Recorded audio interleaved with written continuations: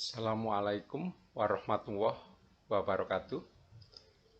Segala puji dan syukur kita panjatkan kepada Allah Subhanahu wa Ta'ala yang telah memberikan nikmat banyak sekali kepada kita, terutama nikmat iman dan Islam. Salawat dan salam untuk Nabi besar kita, Nabi Muhammad Shallallahu Alaihi Wasallam. Pada kesempatan ini kami ingin menyampaikan sebuah seri presentasi tentang menjalani hidup kecil dimanja, muda sukaria, tua kaya raya, mati masuk surga. Semuanya enak ya. Jadi kami akan menyampaikan ini lewat beberapa bagian presentasi, ada sekitar 8 lah. Yang kesemuanya itu di dalam seri menjalani hidup kecil dimanja, muda sukaria, tua kaya raya, mati masuk surga. Nah, kan sesuai dengan doa kita ya. Robbana atina fid dunya hasanah wa bil akhirati hasanah wa qina adzabannar. Nah, kita mintanya kan minta kebahagiaan di dunia, minta kebahagiaan di akhirat, dijauhkan dari api neraka. Lengkap mintanya, enak semuanya, ya toh? Nah, tidak ada kita minta biar sengsara dulu, tapi akhirnya kita masuk surga. Enggak. Yang dimintakan semuanya enak. Enak dunia, enak di akhirat. Begitu kurang lebihnya. Ya, samalah dengan apa namanya seri menjalani hidup yang akan kita terangkan, yang semuanya bercita-cita agar enak. Dari mulai kecil, remaja, tua, ketika meninggal, masuk surga. Begitu ceritanya. Oke, kita mulai. Pada awal kita melihat dunia, lahir ya, tentunya. Nah, ini awal dari kehidupan kita. Kemudian ketika kita menjadi anak-anak, tentu pada saat itulah dunia kita ya senang melulu. Mudah-mudahan kita juga riang, dimanja. Begitu kurang lebihnya ya. Nah, semuanya ini senang, ceria. Begitu kira-kira. Dan ketika kita menjadi muda, kita bebas, mempunyai kebebasan, mempunyai apa itu namanya, kemauan-kemauan yang kita bisa laksanakan, tetapi bertanggung jawab. Nah, muda sukaria, tanggung jawab.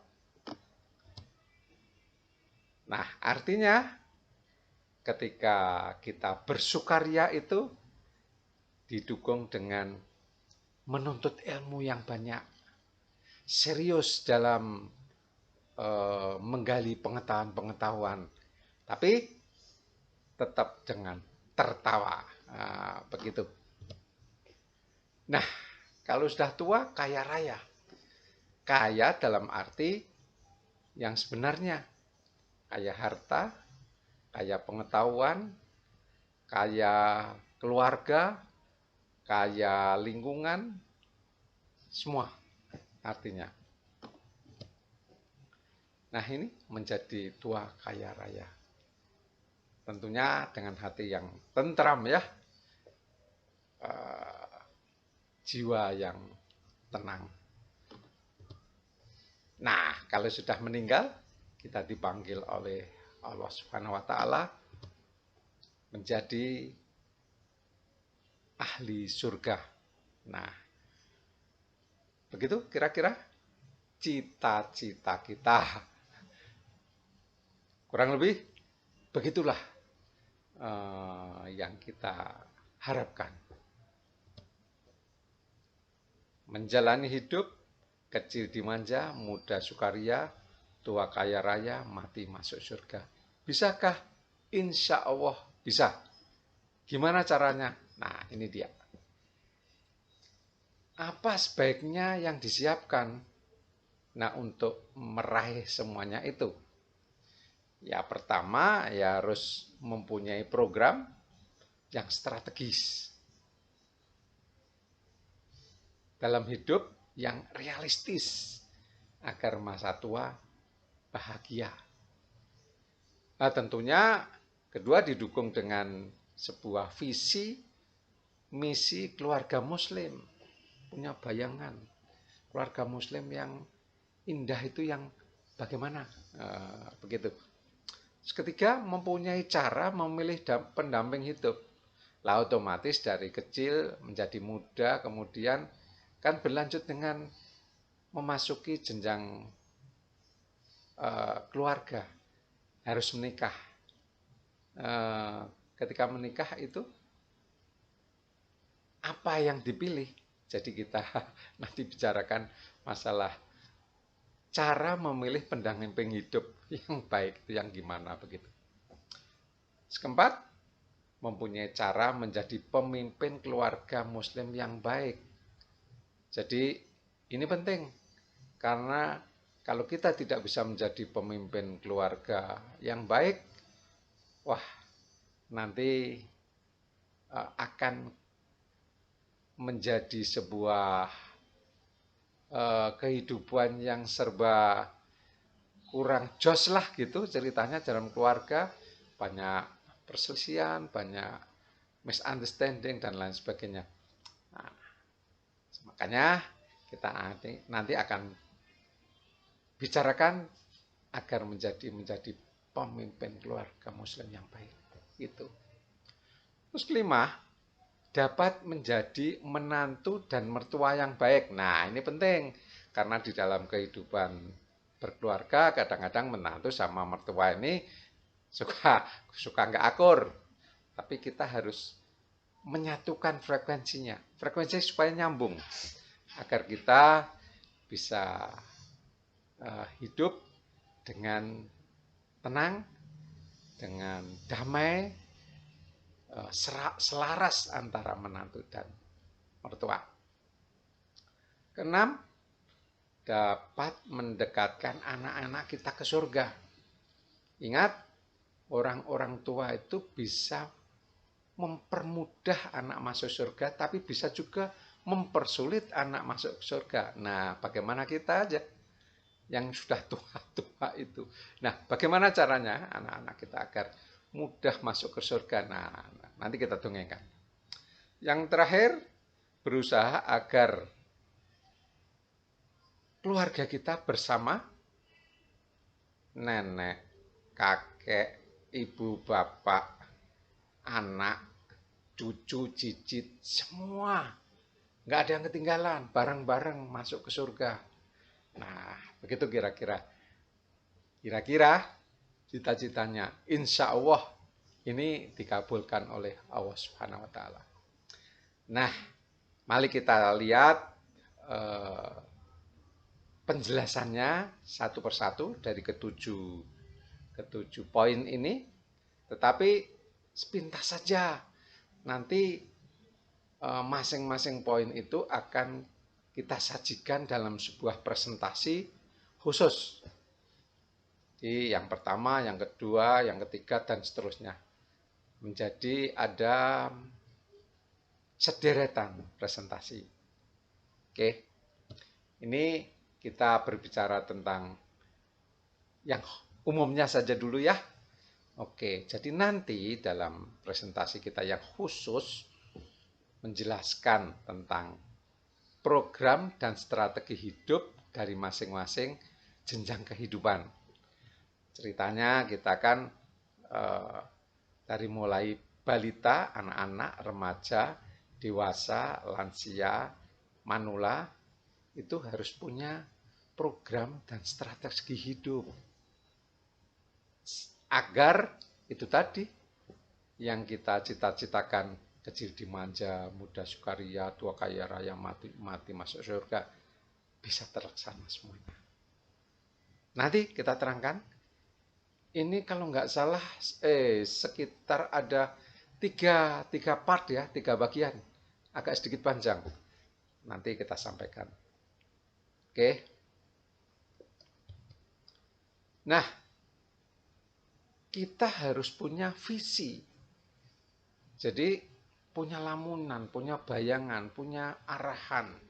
Bagaimana sih keluarga muslim itu ya menjadi keluarga yang sakinah, mawadah, warahmah.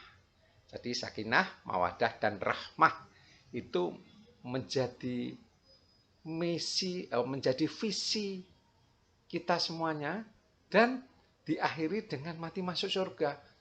Begitu kurang lebih ya. Nanti kita terangkan. Terus berlanjut pada bagian berikutnya, yaitu kalau kita mau memasuki jenjang rumah tangga, tentunya kita akan memilih calon istri atau calon suami kita. Ya, apa yang harus dilakukan ketika memilih calon istri atau calon suami? Nah, ini ya salah satu bab kecil yang nanti kita bicarakan dengan detail pada presentasi kita yang tersendiri. Ini hanya sekedar memberi gambaran sedikit saja. Jadi ketika kita memilih calon istri, itu pertama harus memilih perempuan dewasa. Jelas ya kan? Jangan memilih laki-laki sama laki-laki, perempuan sama perempuan. Sorry. Nah, jadi harus memilih, kalau laki-laki dia memilih perempuan dewasa. Terus kedua, bisa mendeteksi bahwa pilihannya adalah seorang muslimah, seorang yang beragama Islam. Itu penting. Yang ketiga, dapat memastikan bahwa pilihannya itu memikat dan mententeramkan hati dalam waktu yang panjang. Nah, nanti akan kita kupas ya yang dimaksud dengan ini.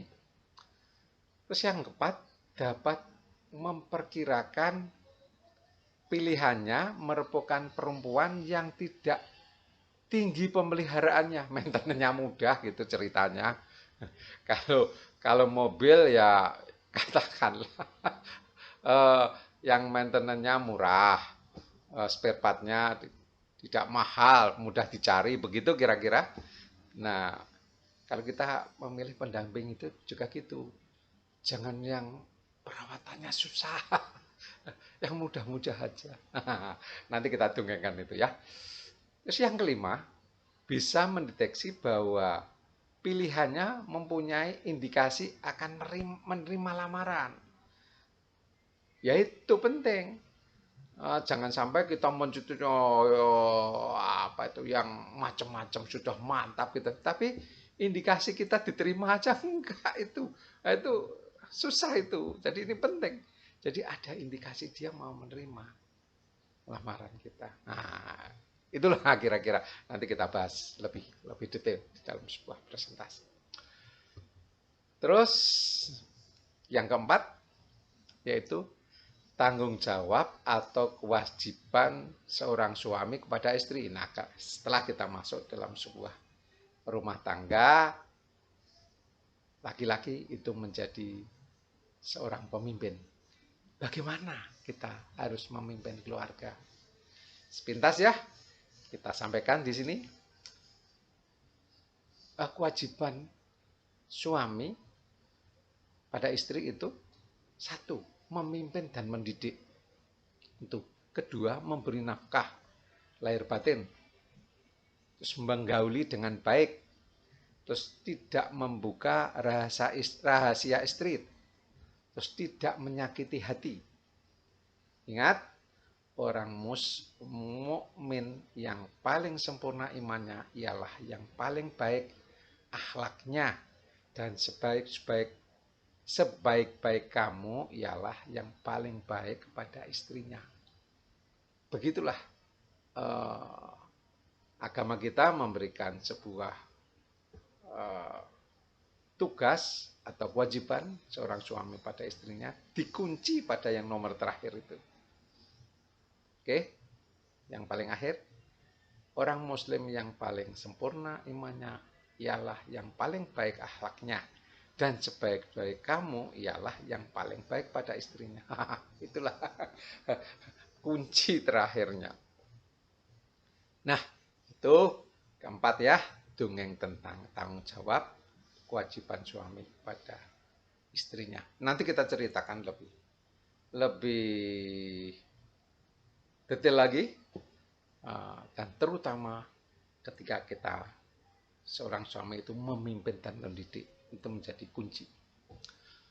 Oke, kemudian lagi yang kelima,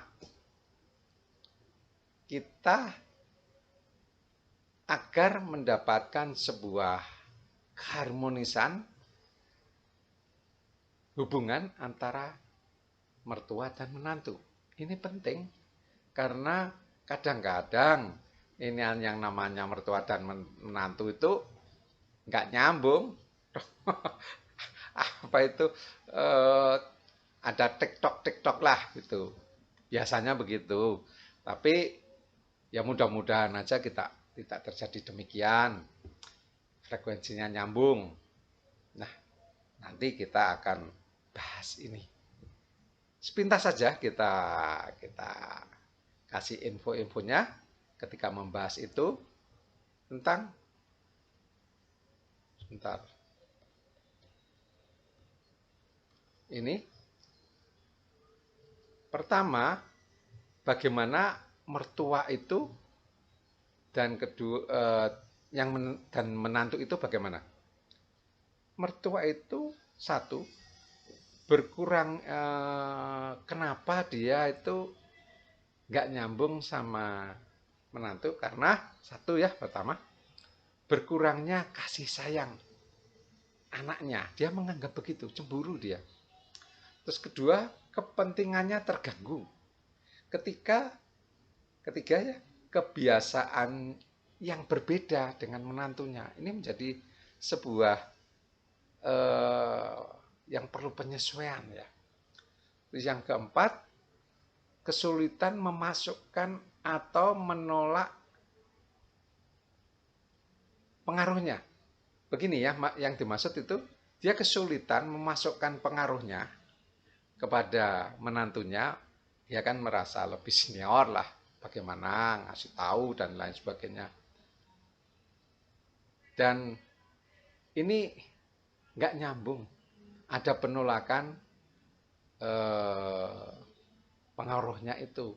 Nah, ini yang menyebabkan mertua menjadikan sesuatu yang nggak enak. Tapi di pihak menantu sekarang, yang ini ya, ini pertama dia merasa kasih sayang suami atau istrinya terbagi. Kok nggak full sama kita, kok sama orang tuanya. Nah, ini menjadi masalah ini. Nah, begitu kira-kira. Terus kepentingannya terganggu. Ketiga, kebiasaan yang berbeda. Ya, perlu penyesuaian ini antara mertua dan menantu. Dan keempat, malu karena kurang piawai. Kadang-kadang si anak itu, si menantu ya, kalau nggak bisa masak kah, atau nggak bisa ngatur rumah tangga kah, dikasih tahu sama mertuanya, ya malu, gengsi, sehingga begitulah. Nah, ada 4 poin, masing-masing itu menjadi penting ya untuk dikaji dan bagaimana solusinya. Itu hanya sekedar apa ya, kita dongengkan sedikit, tapi masih banyak lagi yang perlu kita bahas ya. Di bagian kelima, perbedaan persepsi antara mertua dan menantu ini. Nanti kita akan bahas di dalam sebuah presentasi khusus. Kemudian yang keenam, apa agenda orang tua paling tepat setelah lansia atau manula? Nah, maksudnya begini, kalau sudah tua itu bagaimana sebaiknya? Harus menikmati sisa hidup dengan mensyukuri semua pemberian Allah, mempersiapkan diri menghadap Allah di hari pembalasan ya, terus memudahkan atau mendekatkan anak-anak ke surga. Nah, kita akan fokus kepada yang nomor 3. Ini kita terangkan ya, gimana orang tua itu bisa mendorong anaknya, dicemplungkan ceritanya, didorong, dipermudah, didekatkan ke surga. Ya, yang memutuskan surga itu Allah, tapi orang tua itu membeli fasilitas untuk didekat-dekatkan, begitu ceritanya. Itu nanti akan kita bahas dalam presentasi khusus. Kemudian yang ketujuh, ini kita bagaimana supaya sekeluarga itu masuk surga bareng-bareng. Nah, ada 6 hal yang harus dilakukan agar masuk surga bersama-sama keluarga. Ya. Ini 1, mempunyai visi menjadikan semua anggota keluarga sebagai penyenang mata, penyejuk hati. Mensyukuri apa yang dipunyai anggota keluarga. Menjaga amanah. Menjadikan semua anggota keluarga sebagai mesin penggerak bersama menuju ke surga. Saling melindungi semua anggota keluarga dari api neraka. 6. Menerapkan hal yang bijaksana bila suatu ketika anggota keluarga menjadi musuh yang nyata. Nah, begini yang dimaksud nomor 6. Kadang-kadang suatu ketika anggota keluarga kita itu ada sesuatu perbuatan yang tidak baik lah, yang perlu kita luruskan. Jadi bagaimana menghadapi ini? Nah, itu perlu kita luruskan sehingga kita bareng-bareng semua bisa masuk ke surga, semua keluarga. Nah, itu yang akan kita bahas pada poin ke-7 dalam sebuah presentasi khusus.